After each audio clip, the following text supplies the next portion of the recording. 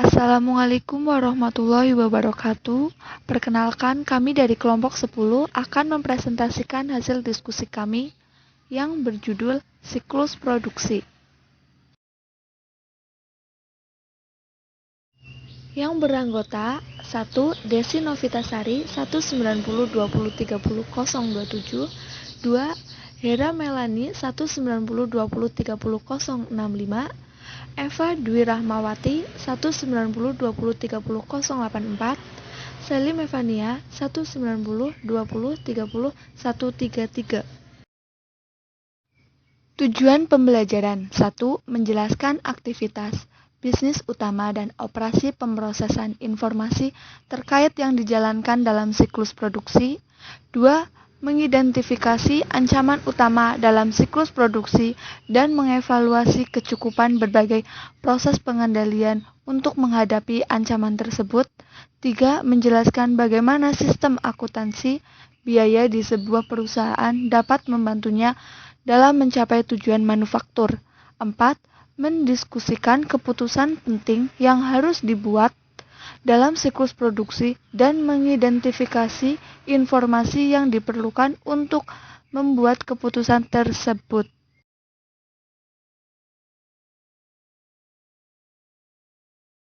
Pengertian siklus produksi adalah serangkaian aktivitas bisnis dan operasi pemrosesan informasi terkait yang terus-menerus berhubungan dengan pembuatan produk. Peran sistem informasi akuntansi dalam siklus produksi. 1. Bauran produk. 2. Penetapan harga produk. 3. Alokasi dan perencanaan sumber daya. 4. Manajemen biaya.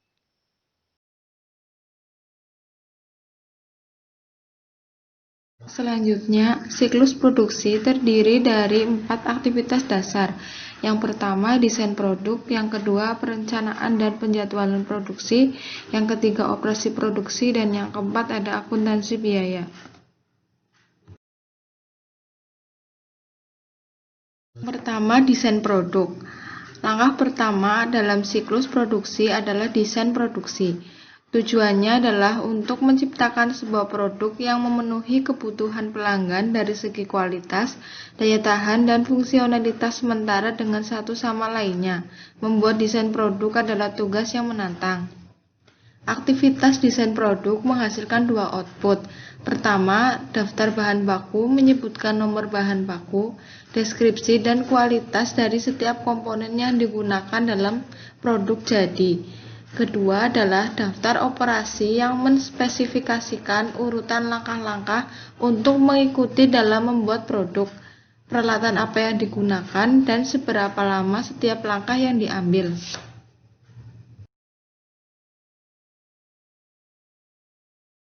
Kedua, perencanaan dan penjadwalan produksi.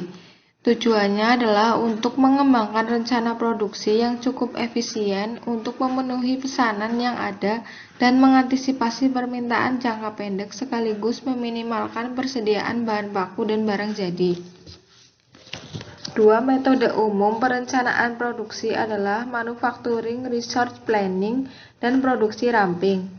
Manufacturing Resource Planning atau MRP2 adalah perpanjangan dari perencanaan sumber daya bahan baku yang berupaya untuk menyeimbangkan kapasitas produk yang ada dengan kebutuhan bahan baku untuk memenuhi permintaan penjualan yang diperkirakan. Sama seperti MRP2, produksi ramping memperpanjang prinsip-prinsip sistem persediaan just in time untuk seluruh proses produksi. Tujuan dari produksi ramping adalah meminimalkan atau mengeliminasi persediaan bahan baku, barang dalam proses, dan barang jadi.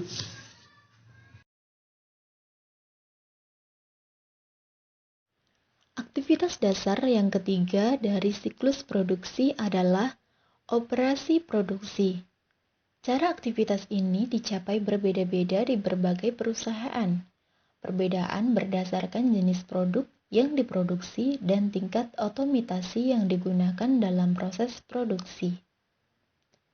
Menggunakan berbagai bentuk teknologi informasi dalam proses produksi seperti robot dan mesin yang dikendalikan komputer disebut sebagai Computer Integrated Manufacturing atau CIM.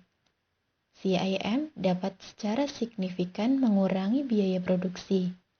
Peningkatan produktivitas yang tinggi akan menekan biaya produksi.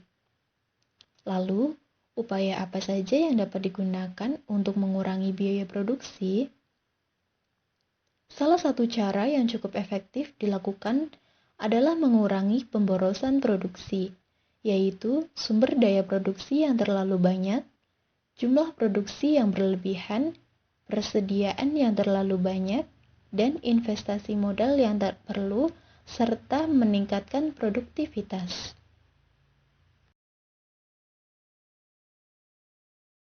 Langkah terakhir dalam siklus produksi adalah akuntansi biaya. Sebelum mengetahui lebih dalam mengenai akuntansi biaya, apa yang teman-teman ketahui mengenai akuntansi biaya? Di sini saya akan menerangkan sedikit tentang apa itu akuntansi biaya. Akuntansi biaya adalah suatu bidang akuntansi yang diperuntukkan bagi proses pelacakan, pencatatan, dan analisa terhadap biaya-biaya yang berhubungan dengan aktivitas suatu organisasi untuk menghasilkan barang atau jasa. Ada 3 tujuan utama dari sistem akuntansi biaya. Di antaranya, yang pertama, menyediakan informasi untuk perencanaan, pengendalian, dan pengevaluasian kinerja operasi produksi. Yang kedua, menyediakan data biaya yang akurat mengenai produk untuk digunakan dalam penetapan harga dan keputusan bauran produk. Yang ketiga, mengumpulkan dan memperoleh informasi yang digunakan untuk menghitung nilai-nilai persediaan dan harga pokok penjualan yang muncul dalam laporan keuangan perusahaan.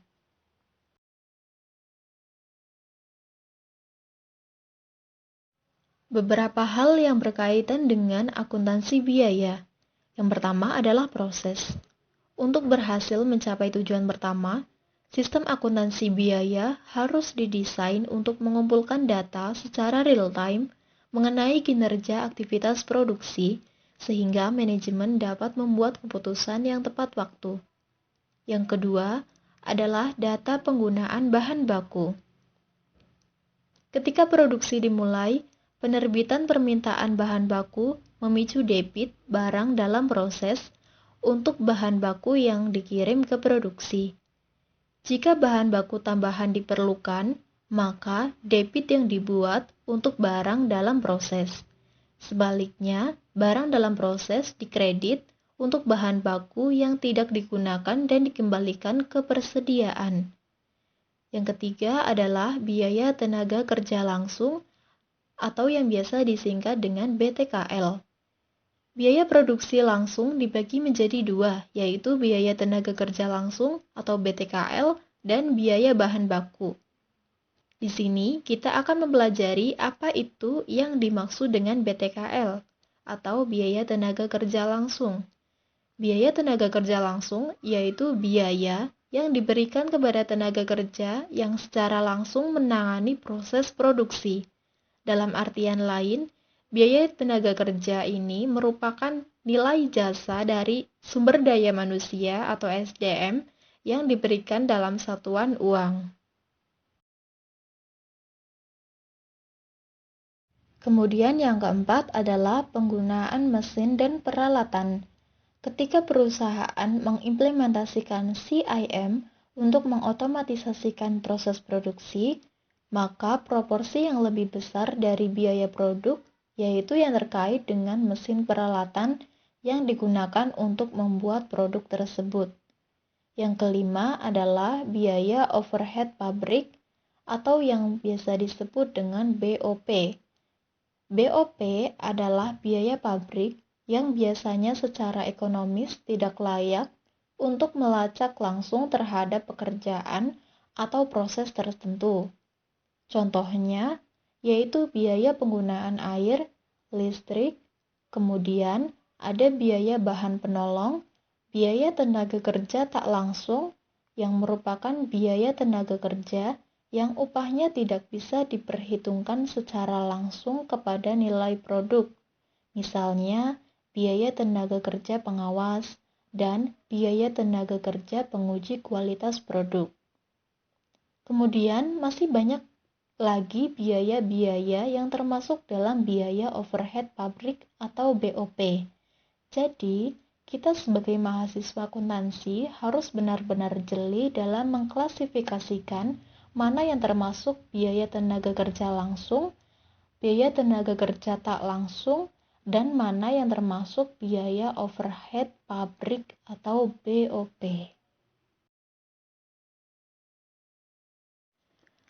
Ancaman dan pengendalian dalam siklus produksi.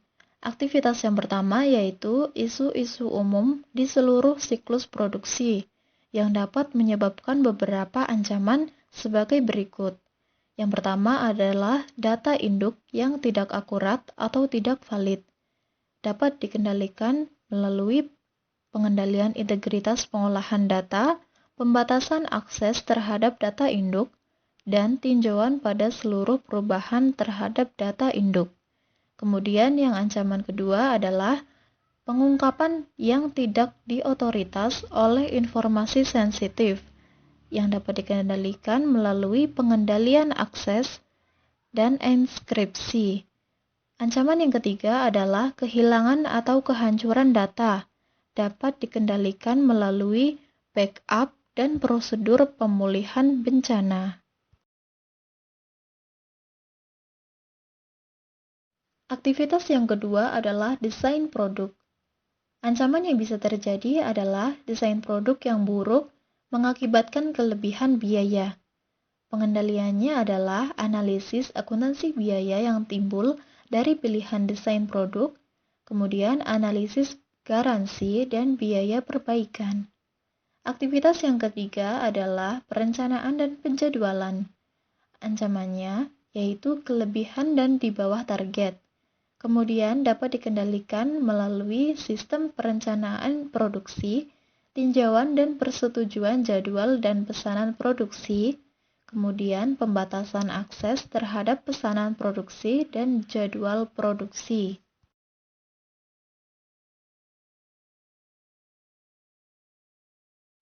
Selanjutnya adalah ancaman dan pengendalian dalam aktivitas operasi produksi. Pencurian persediaan dan aktiva tetap adalah keprihatinan utama. Selain kehilangan aset, pencurian juga mengakibatkan saldo aset yang berlebihan, yang dapat mengarah pada analisis yang salah dari kinerja keuangan dan di bawah target. Untuk mengurangi resiko kehilangan atas persediaan, dapat melakukan beberapa pengendalian, yaitu akses fisik terhadap persediaan harus dibatasi, dan seluruh pergerakan internal dari persediaan harus didokumentasikan. Pemisahan tugas yang tepat juga penting untuk mengamankan persediaan. Pengendalian akses yang tepat dan uji kompatibilitas sangat penting untuk memastikan bahwa hanya personel yang diotorisasi yang memiliki akses terhadap catatan-catatan atas persediaan. Pada akhirnya, para pegawai tanpa tanggung jawab penyimpanan harus secara periodik menghitung persediaan di tangan. Berbagai diskrepansi antara perhitungan fisik ini dan jumlah tercatat harus diselidiki. Kemudian, pengendalian serupa diperlukan untuk mengamankan aktiva tetap. Pertama, seluruh aktiva tetap harus diidentifikasi dan dicatat, sehingga manajer dapat ditugasi tanggung jawab dan akuntabilitas untuk aktiva tetap di bawah pengendaliannya. Sebagaimana dengan persediaan, langkah-langkah keamanan harus digunakan untuk mengendalikan akses fisik terhadap aktiva tetap. Oleh karena mesin dan peralatan manufaktur sering diganti sebelum benar-benar usang, maka perlu untuk secara formal menyetujui dan mencatat dengan akurat penjualan atau pelepasannya. Kinerja yang buruk adalah ancaman lain terhadap operasi produksi. Pelatihan adalah salah satu cara untuk menanggulangi ancaman ini. Memang, survei perusahaan manufaktur melaporkan hubungan langsung antara waktu yang dihabiskan dalam pelatihan dan produktivitas secara keseluruhan. Penting juga untuk secara teratur menyiapkan dan meninjau laporan terhadap kinerja guna mengidentifikasi kapan pelatihan tambahan diperlukan. Ancaman lain terkait dengan aktivitas siklus produksi adalah investasi suboptimal dalam aktiva tetap. Investasi yang berlebihan pada aktiva tetap dapat menciptakan kelebihan biaya. Tingkat investasi yang rendah dapat mengurangi produktivitas. Kedua masalah tersebut mengurangi profitabilitas. Dengan demikian, otorisasi yang tepat atas transaksi aktiva tetap adalah sangat penting. Ancaman lain yang tercantum dalam tabel adalah baik persediaan dan aktiva tetap tunduk pada kerugian akibat kebakaran atau bencana lainnya. Diperlukan pengamanan fisik seperti sistem pemadaman api. Meskipun demikian, karena pengendalian preventif tidak pernah 100% efektif, organisasi juga perlu membeli asuransi yang cukup untuk menutupi kerugian tersebut dan menyediakan pengganti bagi aset-aset tersebut. Sebuah kekhawatiran yang terkait adalah gangguan aktivitas produksi. Backup sumber daya harus diperoleh untuk memastikan bahwa peralatan penting dan mesin tidak rusak oleh kerugian listrik tak terduga yang mendadak dan bahwa proses produksi penting dapat diteruskan sesuai jadwal.